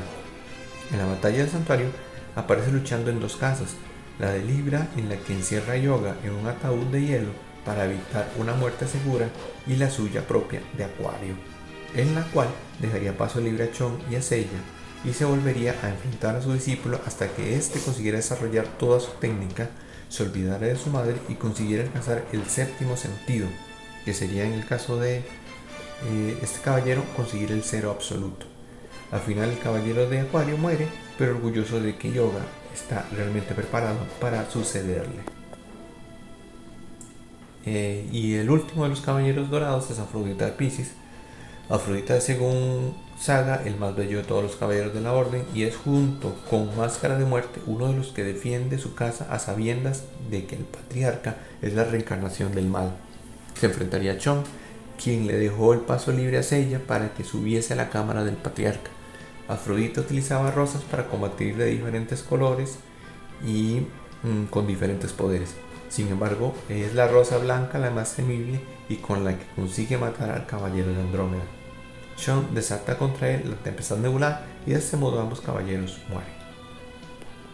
Bien, continuando entonces, tenemos los caballeros divinos de la saga de Asgard. Estos caballeros están nombrados con letras griegas. Tenemos a Sig de Alfa, Tol de Gamma, Hagen de Beta, Alberich de Delta, Fenrir de Epsilon, Sid de Zeta y Men de Eta. Aparte de estos, tenemos dos protagonistas importantes que no son caballeros, sino que son Hilda, que es la protectora del territorio que mantiene el equilibrio en el resto del mundo gracias al frío y en las adversidades que sufre su pueblo de Asgard. Un día en el que se encontraba rezando Odín, Poseidón se fijó en ella para que hiciera frente a Atenea y le colocó en su dedo el anillo de los nivelungos, con el que Hilda se volvería loca y solo estaría en su mente conquistar el mundo. Gracias a ella, todos y cada uno de los guerreros divinos van cayendo uno tras otro, para que al final, y con los 7 zafiros de Odín, Seiya viste la armadura sagrada del señor Asgard y debido a los magníficos poderes de este, consigue derrotarla, rompiendo el anillo y salvando de este modo al mitológico territorio nórdico. También está Fleur, la hermana pequeña de la princesa Hilda. Esta se sorprenderá del comportamiento del que esta se gala. Se caracteriza por su dulzura y su buen hacer con los caballeros de bronce. Tras la llegada del caballero del cisne Asgard, será esta muchacha la que informe a nuestro amigo de todo lo que está ocurriendo. Además, y mientras Atena está intentando que no se descongele este reino, Fleur se encontrará a su lado junto con Kiki y no abandonarán este lugar salvo para intentar detener la locura de Hagen. En esta saga también se presenta a Odín como personaje, sin embargo de él solo vemos una estatua. También tiene una armadura que en esta saga viste Seiya cuando consigue los 7 zafiros. Bueno, a continuación entonces sería los caballeros de la saga de Poseidón. Tenemos a Julián Solo, que es la reencarnación de Poseidón. Bayan, caballo de mar, es el caballero de Poseidón que custodia el pilar del Pacífico Norte. Sorrel Sirena, custodia el pilar del Atlántico Sur. Isaac de Kraken, caballero de Poseidón que custodia el pilar del Océano Ártico. Krishna de Chrysaor, custodia el pilar del Océano Índico. Canon, el gemelo de Saga de Géminis, es Canon de Dragón de los mares y custodia el pilar del Atlántico Norte. Tenemos a Casa de Limanes, guardián del pilar del Océano Ártico. Io o Eo, según la versión que lea, de Sirena, custodia el pilar del Pacífico Sur. Y Tetis de Sirena, la mujer caballero. Bien, ahora hablemos de otros personajes que son parte tanto del anime como del manga, tienen apariciones esporádicas o son importantes en algún momento determinado. Tenemos a Mitsumasa Kido, que es el millonario, gracias a que uno de sus viajes conoció a un moribundo caballero de Sagitario que le confió su armadura de oro y la reencarnación de Atena. Centró su vida en la preparación de jóvenes guerreros que pudieran vestir armaduras y proteger al mundo del mal que los amenazaba. Serían los nuevos caballeros de Atena y junto a ella nada podría detenerlos. Moriría antes de tiempo por una enfermedad y no pudo ver su legado crecer el señor Kido. Tenemos a Shion de Ares, que es el antiguo patriarca del santuario. Los caballeros de acero, Tucán, Zorro y Espadón, Shon, Ushio y Daichi respectivamente. Tenemos a Miho, era compañero de Seiya en el orfanato cuando eran pequeños, una chica que aparece constantemente al comienzo de la serie. Oko, compañero de entrenamiento de Chiryu. Kiki, el guardián de la torre donde vive Mu, posiblemente será el sucesor de Mu en el futuro. Tokumaru Tatsumi es el guardaespaldas de Saori. Chunri es la amiga y compañera de Chiryu en los 5 picos. Esmeralda es la chica de la que se enamora Iki, hija de su maestro. Aelexer es un personaje del manga, líder de los guerreros azules. Natasha es la hermana de Alexer. Los 3 niños del orfanato siempre están alentando a Seiya en el torneo galáctico, donde están al cuidado del personaje que hablé anteriormente, Miho. El doctor, que es el que trabaja para Mitsumasa Kido y es responsable de la creación de las armaduras de acero. Cassius, que es el compañero de entrenamiento de Seiya. Jun de Camaleón es el mejor amigo de Shon. Junto a ellos están en la isla también Reda y Spica. Tenemos a Yagi, que es un personaje muy violento, pero eso es indigno de ser portador de alguna armadura. Gigas, que es como la mano derecha del patriarca, toma decisiones y da órdenes a los caballeros dorados. Patem es el vasallo que el patriarca utiliza en sustitución de Gigas, después de que comete muchísimos errores. Yama es uno de los caballeros enviados para eliminar a Saori. Yiste es una caballero quien aparentemente es hermana de Shaina. Seika es la hermana mayor de Seiya, la que en el transcurso de todo el anime es confundida con Marin. Jacob es un amigo de entrenamiento de yoga. Dócrates es un gigantesco caballero hermano de Cassius. Pandora es en anime la hermana mayor de Hades. Bien, al comienzo yo les hablaba de las películas y los OVAs. Voy a entrar un poquito más en detalle al respecto de las películas. La primera película, que es La leyenda de la manzana de oro, fue el primer OVA aparecido en todo el mundo. Se nos narra la historia de la manzana dorada según la profecía. Cuando apareciera sobre la tierra quedaría sembrada por la discordia. Encontrándose en el orfanato de Seiya, Irina, ayudante de Miho, es hechizada por la magia de Iris, de Hera en este caso, quien necesitaba un cuervo para renacer en nuestro planeta. Una vez en él habría de eliminar a la que considera la protectora de la tierra, o sea, Athena. Para ello consigue inmovilizarla con la manzana de oro, que le absorberá la energía hasta conseguir su muerte. La diosa Eris cuenta con los 5 espectros que le ayudarán a ganar tiempo luchando contra los caballeros de bronce y de este modo conseguir energía suficiente para adquirir un cuerpo propio, poseyéndose a su vez de la chica esta, y posteriormente aniquilar el planeta. El siguiente OVA es la batalla de los dioses. La acción se desarrolla en Asgard con la desaparición del territorio nórdico de Yoga, el caballero del cisne. Seiya y los demás se trasladarán allí para que Athena se entreviste con su gobernador Dolva. Sin embargo, y para sorpresa de todos, este personaje hechiza a Athena y de nuevo los caballeros del zodiaco tendrán que rescatarla. Se enfrentarán a los temibles guerreros divinos, diferentes a los de la serie de anime, y también a un hipnotizado Yoga que bajo el nombre de Midgard intentará acabar con el caballero del dragón. Los caballeros del Zodiaco contraatacan, que es la que se le llamó la leyenda de los Santos Escarlata, y aquí la única película es Saint Seiya. Se nos cuenta la historia de la llegada a la tierra del hermano de Athena, Abel, que es Apolo. En un principio, y para proteger a los seres humanos, Abel acepta irse con Abel, pero posteriormente le planta la cara y el dios del sol acaba con ella. Seiya, destrozado psicológicamente por el supuesto abandono de Athena, y los demás deberán luchar contra los Santos Escarlatas, quienes con su poder superior al de los Caballeros de Oro consiguen derrotarlos sin esfuerzo alguno. Intentarán detenerlos para que Abel se pueda llevar a Athena consigo. Saint Seiya, el guerrero de Armagedón, como decía anteriormente, esta es mi película favorita de todas. Seiya y los guerreros del Zodiaco abarca, como hemos podido ver, varias religiones, y en este último va a hacer referencia al cristianismo como el personaje más demoníaco que existe en él, el señor de las tinieblas, Lucifer. El príncipe del mal aparece sobre la faz del planeta para vengarse de todos los sufrimientos que ha recibido a lo largo de la historia. Y como Athena es la protectora de la tierra, será ella quien sufre la cólera de este maléfico personaje. Junto con la ayuda de sus ángeles destructores, pondrá a prueba a los caballeros de bronce y les hará combatir mientras él hace sufrir a Saori. Bien,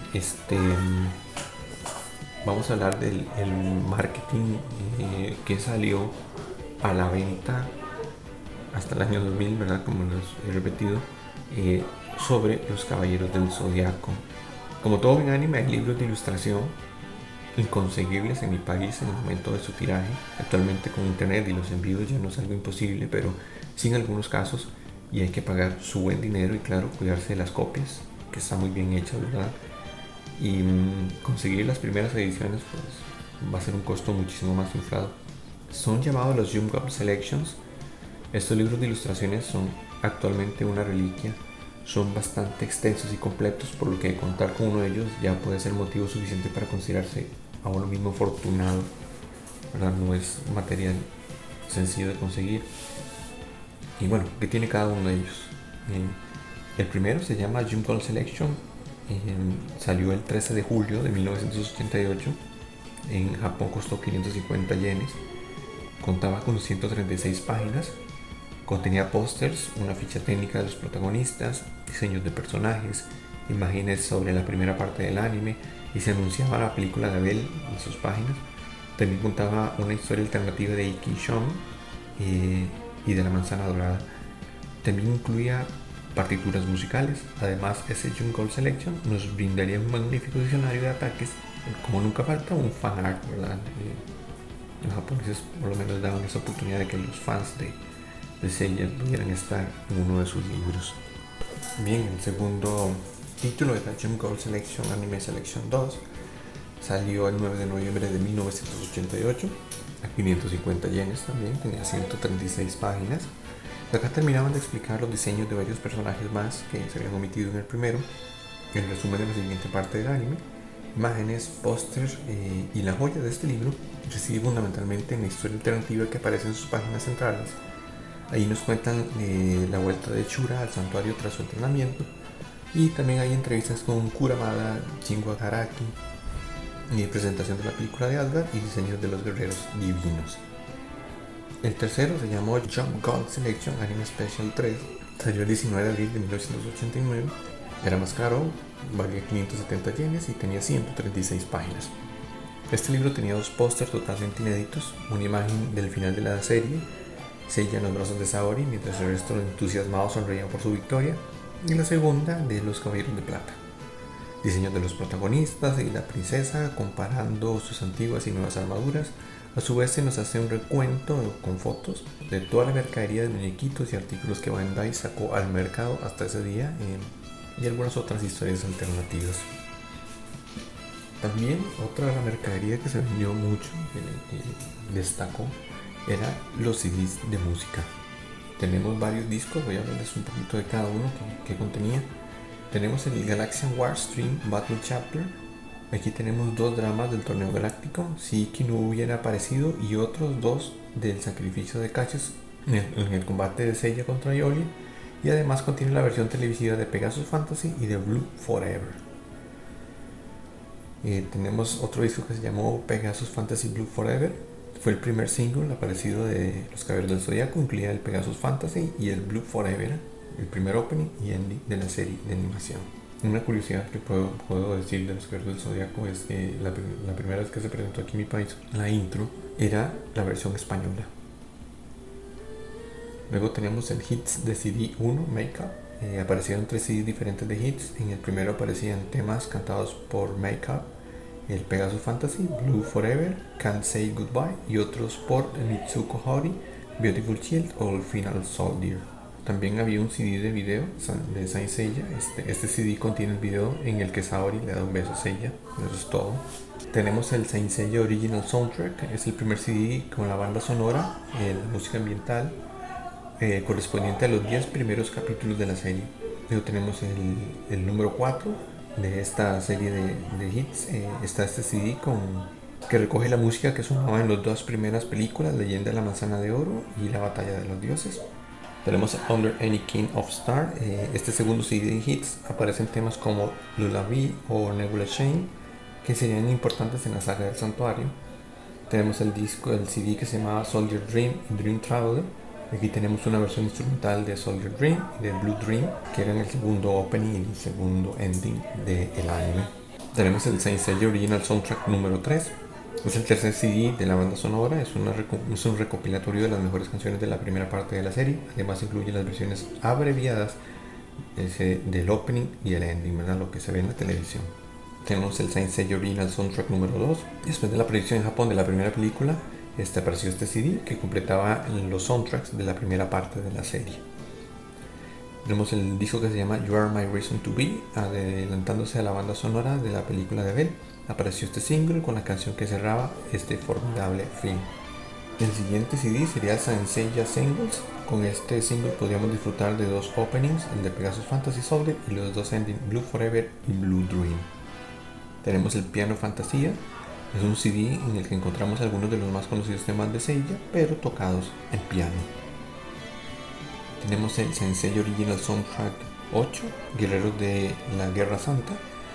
Si algo destacaría de la última película de Seiya, Los Guerreros del Margedón, es su banda sonora que está recogida en este CD.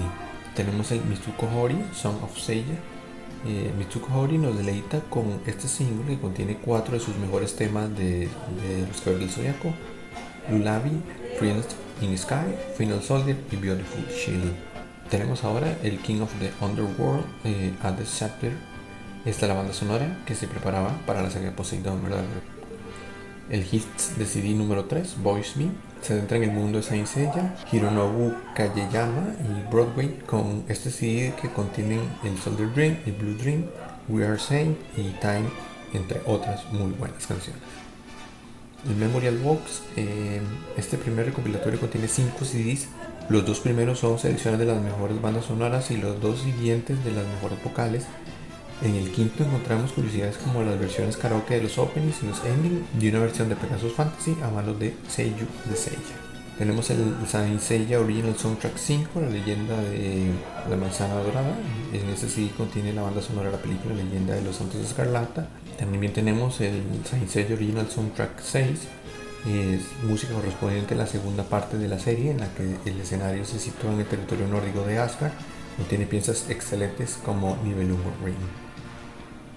La colección de oro, en este segundo recopilatorio, también compuesto por 5 CDs, tenemos algo parecido al Memorial, pero mucho más completo, ya que abarca todas las bandas sonoras, todos los sonidos ambientales, y estos 2 últimos CDs de 1996 y 97 además vienen con un panfleto en el que encontramos muchas curiosidades. Tenemos otro CD que se llama Chonenki. Este CD, con cubierta de Kurumada, nos presenta los dramas de la saga de Hades, además de versiones en inglés de temas más conocidos como Lullaby, Single Star y Soldier Dream. Song Collection es otro CD que Makeup saca a la venta con nuevas canciones, entre las que incluía versiones nuevas y que sonaban mejor que el del Pegasus Fantasy y del Blue Forever. Tenemos el Saint Seiya Original Soundtrack 7, el capítulo de Poseidon. Como podemos suponer, aquí tenemos la banda sonora de la saga de Poseidon. Cabe destacar el tema Athena Revivet, en el cual recordamos el triunfo de los caballeros de bronce. Otra de la mercadería que salió fueron los videojuegos. Oficialmente existen 3 videojuegos antes del año 2000, ¿verdad?, aparecidos para las consolas de Nintendo. Muchos son los aficionados que esperaban algo para una plataforma al menos de 16 bits, pero no salió para la Super Nintendo nada, no salió para la Sega Genesis. Pero tenemos lo que fueron para los 8 bits, que era la Nintendo NES. Un repaso por cada uno de ellos sería el primero que apareció en 1986 bajo el sello de Bandai y se tituló Saint Seiya Aogun Densetsu. Como el propio nombre lo indica, el juego se basa en las aventuras de Seiya en la primera parte de la serie, desde su estancia en Grecia hasta la llegada de Tremi y sus flechas malvadas.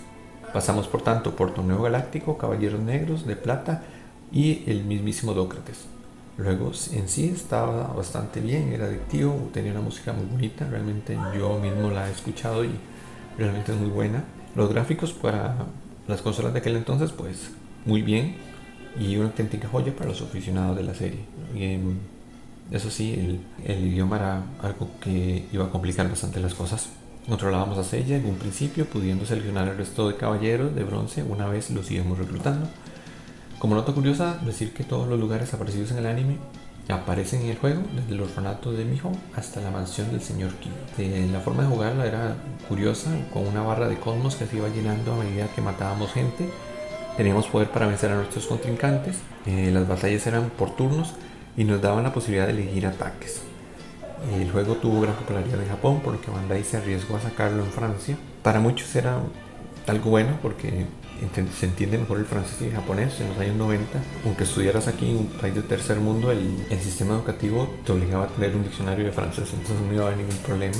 Oficialmente el juego no pasó de Francia, era solo Japón y Francia tenían la versión. Entonces tener un juego de los Caballeros del Zodiaco aquí en el país era una versión china pirata o una versión que se escapó en algún momento. En la versión francesa se le había quitado el intro que tenía la versión japonesa y las fichas de cada uno de los caballeros de bronce. El segundo juego, Saint Seiya Aogun Densetsu Kanketsugen, la leyenda del oro, que vendría a ser como se traduciría el subtítulo original, estaba bien, pero nos dejaba la aventura cortada. Por eso Bandai 2 años más tarde, en el 88, sacó al mercado a poner la segunda parte, ¿verdad? El primero nos dejaba hasta las 12 casas, no podíamos pasar más. Aparece este juego que ya es la lucha en las 12 casas. Un tremendo fracaso debido a la escasez de dificultad del juego. 12 únicas fases, una por caballero de oro. Bien es cierto que el guión de la serie era respetado en su integridad.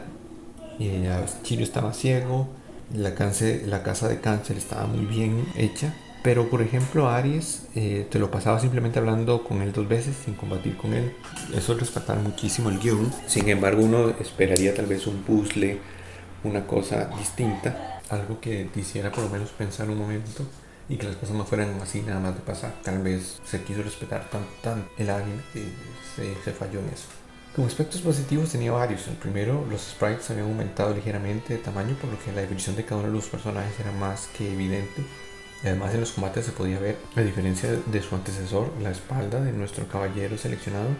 Todo esto más una pobre introducción convertía a Saint Seiya Aogun Densetsu Kanketsu Hen en un cartucho completamente complementario al primero. En cuanto al sistema de juego, igual que el primero, pero con la sustitución de la barra de cosmos por la del séptimo sentido. A más enemigos muertos, más nos subía la barra, por tanto para vencer al último caballero de oro necesitamos pegarnos horas llenando la barra del cosmos supremo. Un estilo RPG, ¿verdad? Que tienes que aumentar y aumentar. Más adelante, un cartucho de los caballeros del Zodiaco al estilo RPG para la Game Boy, que nos metía en la piel de un super deformado caballero y debíamos enfrentarnos a todos los caballeros aparecidos en la serie, llegando incluso al mismísimo Poseidón.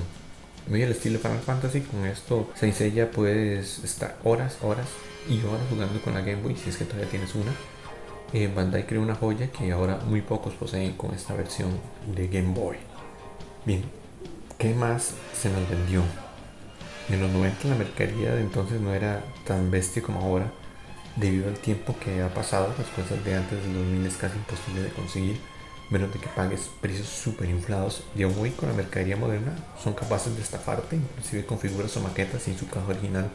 Eso es muy común acá en mi país.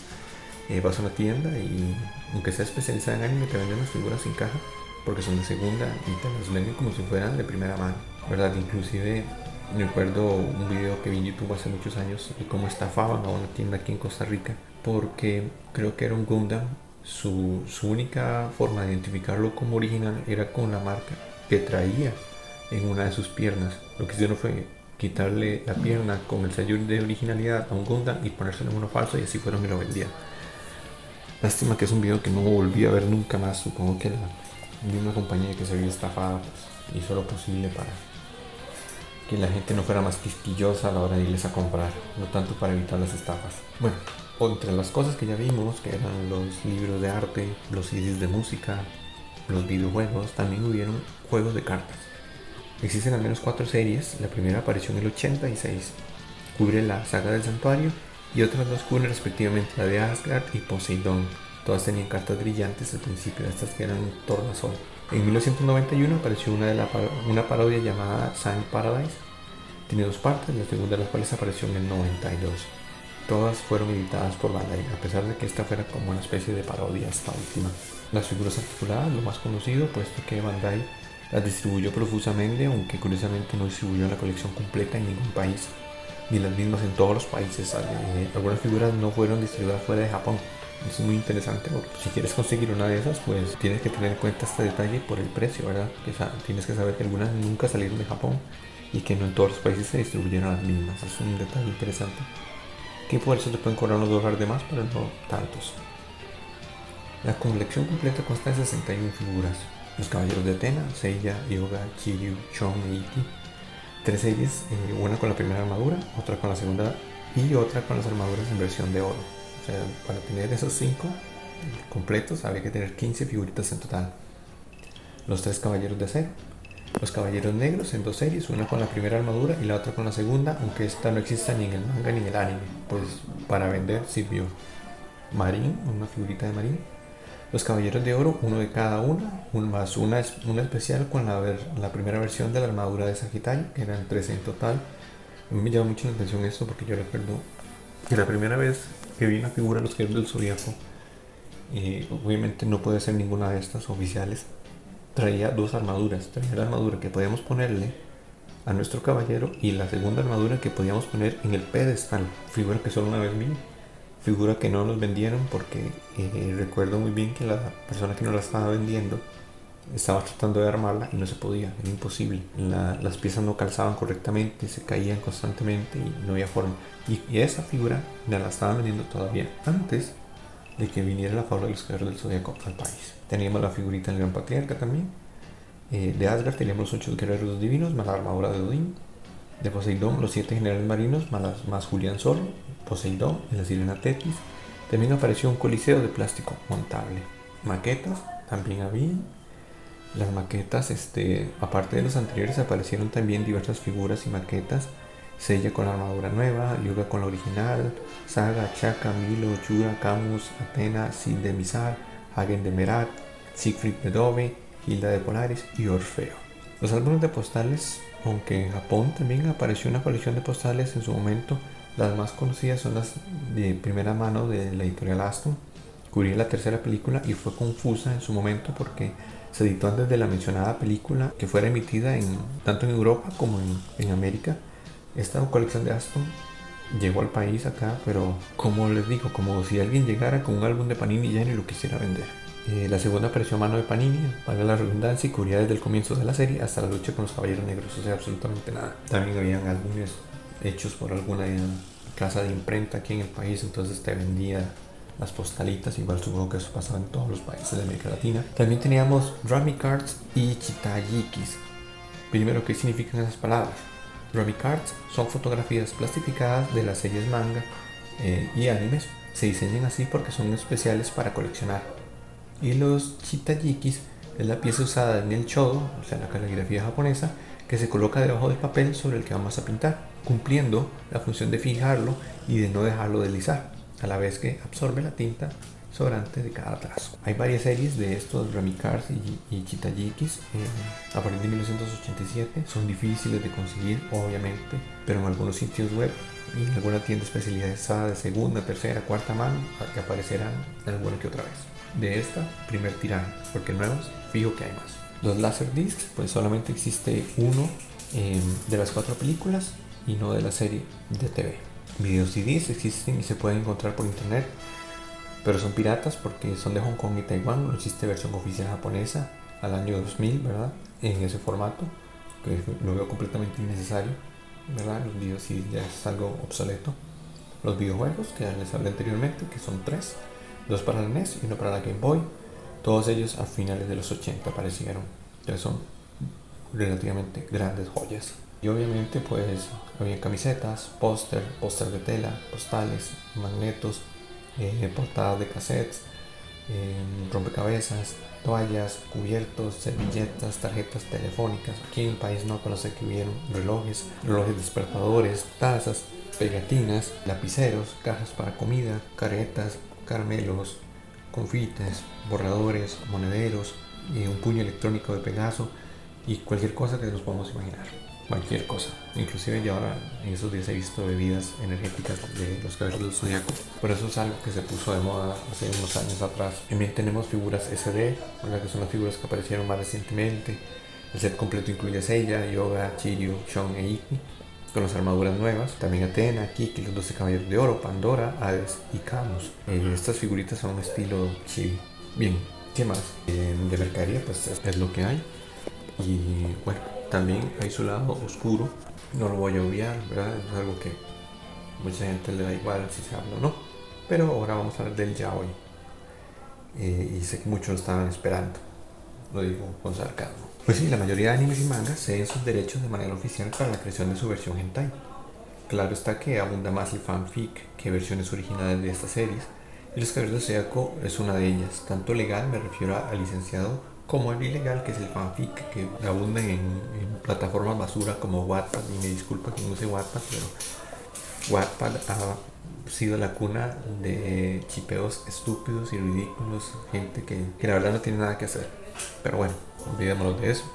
Saint Seiya fue una de las series estrella del fenómeno doujin yaoi. En su momento llegaron a producirse centenares, quizás miles de estas doujins, que a estas alturas son ya casi imposibles de conseguir.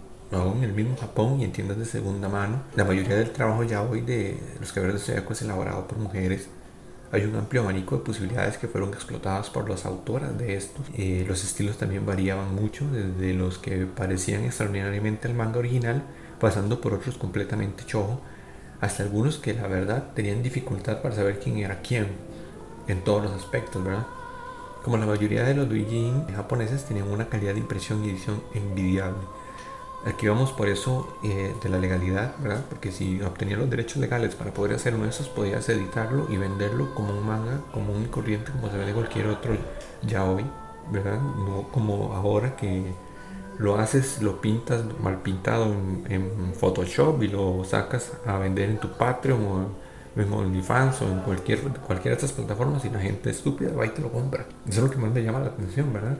Un fanfic que lo venden y hay gente que paga por ello. Bueno, cada quien hará lo que quiere con su dinero, pero esas son cosas por las que yo nunca voy a pagar, y además de que encontrarás mejores versiones gratis en el internet para los amantes del yaoi. Había tantos números individuales de una sola autora como tomos más gruesos que recogían historias de varias, ¿verdad? Se podía hacer un challenge de historias yaoi de los caballeros del Zodiaco.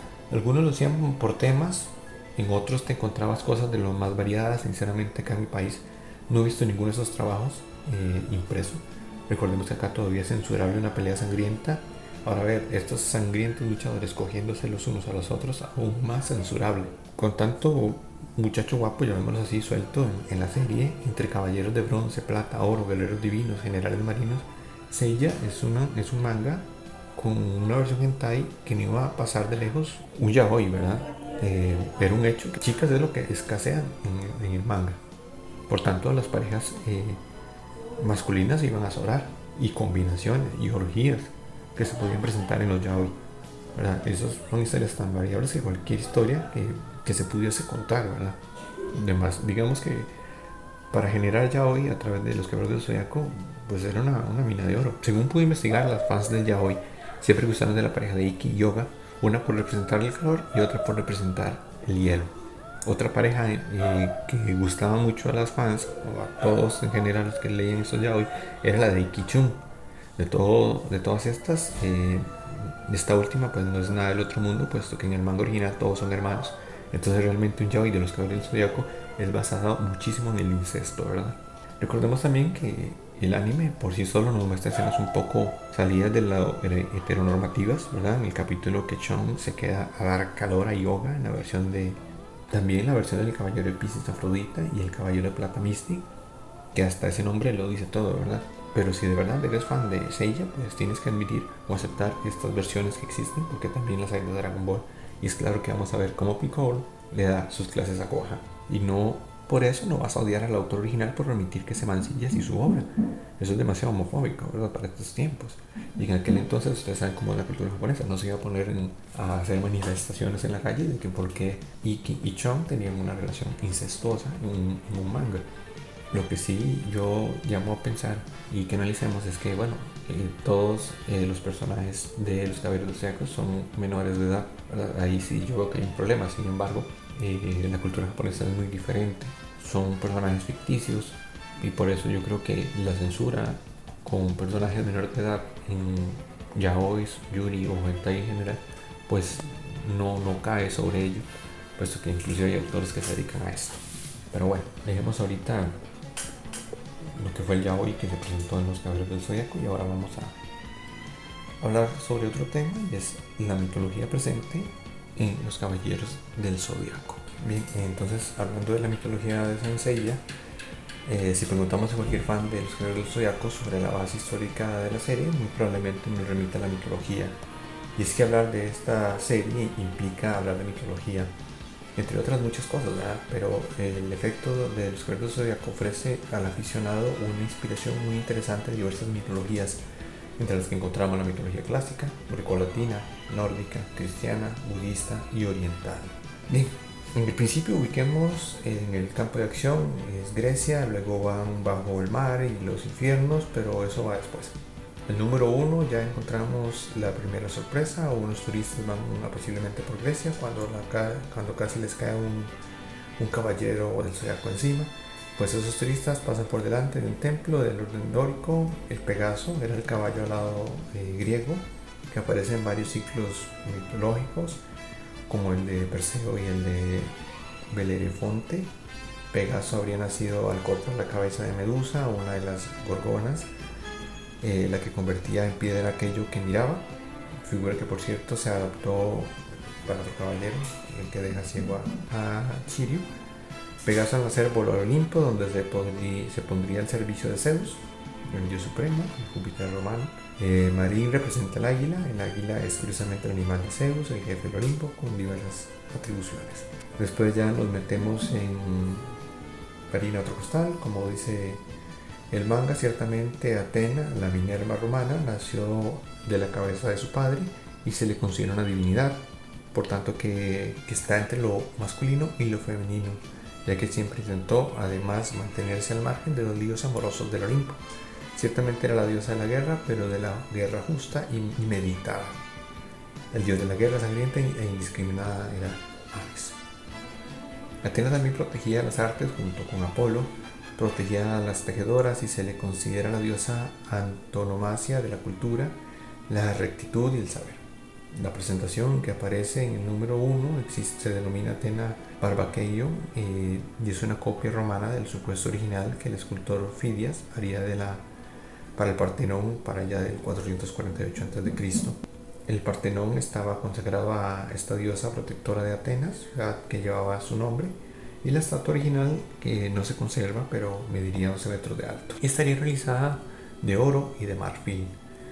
En su escudo tendría una amazona tallada en la parte exterior y en el interior una lucha de gigante. En el casco llevaba 2 pegasos y una esfinge en el centro, y la figura que porta en la otra mano es la diosa Nike, la victoria, que realmente sería más grande que una persona. El escudo lo lleva en la izquierda, en la figura original, y en la historia de los guerreros de Atenas parece totalmente invertida, ¿verdad? Otra referencia que tenemos es la de Zeus, que era un mujeriego, y una de las ocupaciones fuertes de Zeus era adquirir formas diferentes para cortejar a sus amantes, y el cisne fue un animal que escogió para acercarse a Leda, una jovencita que inexplicablemente comenzó a tener tendencias zoofílicas. El fénix es el nombre del animal originario de Etiopía, cuyo aspecto es similar a la de un águila, pero con el plumaje de colores. Muere y renace sus cenizas cada 500 o 1400 años. Uno de los colores que ostentaba esta ave era el rojo de fuego, y se le relaciona con él en lo que puede explicar el color de las llamas del caballero de Fénix. Los caballeros de oro ostentan cada uno de los atributos a los signos zodiacales, que a su vez se relacionan con las constelaciones. El reino de Hades es la vida eterna para los mortales mal portados. Estaban rodeados de castigos en relación con sus faltas cometidas en vida y condenados a vagar, siendo almas en pena. Caronte es el barquero que conducía las almas a través de la laguna de Estigia hasta el Hades. El dios y lugar se llama Dual. Había que pagarle una moneda, y de allí que a los difuntos se les enterrase con calderilla para que pudieran pagar ese tributo. También aparecen figuras como Cerbero, el perro de 3 cabezas que custodiaba las puertas del infierno, y también están Orfeo y Eurídice. Orfeo fue a los infiernos a rescatar a su amada muerta, pero no cumplió la promesa de no mirar hacia atrás al abandonar el Hades, y Eurídice se convirtió en piedra, perdiéndola para siempre, algo así como Sodoma y Gomorra. Y Pandora, una mujer dotada con todo tipo de dones, pero con la carga de la mentira y la falacia, y que parece como aliada de Hades. Pero la leyenda fue así: Prometeo robó el fuego de los dioses, así que Zeus se enojó mucho y preparó a Pandora, que se casó con el hermano de Prometeo, Epimeteo, cuyo nombre significa pienso después de actuar. Pandora tenía una jarra que no debía abrir, pero curiosa, ella abrió la jarra que contenía todos los males del mundo y que liberó a sus anchas. Otra versión dice que la jarra contenía todos los bienes del mundo, pero que al abrirla se escaparon y volvieron con los dioses en vez de quedarse con los humanos. En los guerreros del Zodíaco se podía ver representadas varias mitologías, así para mostrar la mitología clásica. Por ejemplo, Kurumada se basa en 2 de los dioses principales del panteón, que son, como todos saben, la diosa Atena, reencarnada en Saoekido, y el dios de los mares Poseidón, reencarnado en Culián Sol. Sin embargo, este hecho no es fruto del azar, ya que Kurumada elige para su guión precisamente a los dioses más belicosos, entre ellos junto el dios de la guerra, Ares. Sin embargo, Kurumada comienza ya a introducir algunos rasgos de la mitología clásica a través de sus personajes. Así nos encontramos con el protagonista de la serie, Seiya, conocido popularmente como el Caballero del Pegaso. Pero si además relacionamos a nuestro héroe con Chon, el caballero de Andrómeda y Perseus de Argol, el caballero de la Medusa, podemos reconstruir uno de los episodios más llamativos de la mitología clásica, como es el mito de Perseo y Andrómeda. En efecto, según nos cuenta la mitología, Perseo, natural de Argólida, de ahí viene el nombre del caballero de plata, fue enviado por el rey Polidectes para que le trajera la cabeza de la monstruosa gorgona Medusa. Perseo, con la ayuda del dios Hermes y de Atena, logra cortarle la cabeza. De su sangre nace el caballo alado Pegaso y el monstruo Crisoar. Recuerden el general Krishna de Crisoar, ambos hijos de la unión de Poseidón con Medusa. Sobrevolando Etiopía, Perseo observa a una muchacha encadenada en una roca llamada Andrómeda. Al parecer era el sacrificio dictaminado por Amón para calmar la ofensa de su madre Casiopea hacia Poseidón. Casiopea cometió el pecado imperdonable de soberbia al comprar su belleza con las hijas de Poseidón, las Nereidas, que son las ninfas del mar. Cuando la serpiente marina estaba a punto de comerse a Andrómeda, Perseo mató a la bestia y rescató a la doncella tras haberle pedido de la mano al padre de Andrómeda, Cefeo. Recordemos al maestro de Shon, Albiore de Cefeo. Aunque en el anime Andrómeda no se sacrifica para salvar el mundo, tal como dice alguno que otro personaje en la serie, sino que su sacrificio fue impuesto. Y aquí el proceso del que habló antes Kurumada, que recrea el mito original. Sin embargo, el caso más llamativo de la recreación del mito lo encontramos en la diosa Atena, que nos presenta Kurumada, y tenemos que tener en cuenta que la Atenea mitológica se encuentra en Saori, niña, es decir, una niña caprichosa, egoísta hacia sus semejantes. No sé si ustedes recuerdan capítulos de los primeros, que Saori montaba a caballo sobre el caballero del unicornio, ¿verdad? Que era un lambiscón. Atena, adolescente, no sufre más que un proceso de cristianización, de aquí que se ofrezca voluntariamente para sacrificarse por la salvación del mundo. Esto se debe a que los dioses de la mitología no ofrecían un modelo digno de comportamiento a seguir, de ahí esa transformación totalmente intencionada. No obstante, la saga de Poseidón es más fiel a las fuentes escritas. En esta saga aparece Poseidón como el principal enemigo de Atena por el dominio de la tierra. En efecto, si nos trasladamos a la mitología, observamos que Kurumada se basa en un episodio mitológico en el cual Atena y Poseidón se disputan la región del Ática, en donde se encontraba la ciudad de Atenas. Para dictaminar el propietario de la misma, se decidió que los habitantes eligieran el mejor tributo que los dioses pudieran entregarle. Así Poseidón hizo manar de la tierra un lago salado, mientras que Atena ofreció a los habitantes del país una ramita de olivo, símbolo de paz y riqueza. Los habitantes consideraron que el árbol les sería más importante, y así fue como Atena acabó siendo elegida como la diosa protectora. La mitología nórdica se presenta en la serie a través de la saga de Asgard, y quizás por ser un añadido posterior es más fiel si nos remitimos a las fuentes escritas. En ella vemos reflejada la visión del mundo de los antiguos pueblos del norte, una visión completamente paralela a la ofrecida por la mitología grecolatina. Centrándonos en los personajes de Gilda de Polaris y sus 7 guerreros divinos, podemos observar una diferencia importante respecto a los héroes de la mitología clásica en lo que a la condición de sus existencias se refiere. Si recordamos el mito de Perseo, observamos cómo nuestro héroe elige bajo su responsabilidad salvar a la bella Andrómeda, aún a costa del peligro que conlleva la empresa para otorgar su merecida heroicidad. Sin embargo, los héroes de la mitología nórdica no poseen esa capacidad de decisión heroica, sino que están obligados a asumirla desde el principio. De este modo, tal como parecíamos en la plegaria de Gilda al dios Odín antes de ser poseída por el anillo maléfico de los Nibelungos, los guerreros divinos deben afrontar el destino adverso al que han sido sometidos: el hambre, la guerra o las condiciones climatológicas adversas. Toda esta serie de precariedades que asumen como propias e intrínsecas a su existencia. Algo así como decir: aquello que no nos mata nos hace más fuertes. Bien, los guerreros divinos y la mitología nórdica se relacionan, digamos que de esta manera. Troll de Pecta representa a la serpiente Mictar, hija del dios Loki. Fenrir de Arioto representa el lobo gigantesco. Hagen de Merak, conocido también como el caballo loco, representa a Sleipnir, el veloz corcel de 8 patas del dios Odín. Min de Venetash es el hermano del maléfico Nibelungo. Alberich de la mitología nórdica era el maléfico rey de los Nibelungos, vencido por el gran Siegfried. Siegfried de Edonbe representa al héroe más popular de la mitología nórdica. ¿Y qué ocurre con Sif de Mizar y Bud de Archar? Simplemente que no tiene ninguna correspondencia mitológica concreta, al menos que conozcamos, y su origen posiblemente se deba a los gemelos negros del dragón del manga. La fusión de dichas mitologías no hace sino reflejar lo enriquecedora que resulta la serie, ya que a pesar de una recreación de las mismas, permite al espectador concebir una vaga idea del maravilloso mundo de la mitología. Como les decía al comienzo, series como estas nos hacían querer saber sobre la mitología griega, la mitología clásica, la mitología romana, saber sobre las constelaciones, etcétera, porque era algo fascinante, ¿verdad? Algo nuevo, algo que nos estaban trayendo, que estábamos consumiendo, y pues llamaba muchísimo la atención. Bien, ya este podcast se me hizo muy largo. Pienso hacer en otro momento sobre lo que hay que saber sobre la serie Evangelion.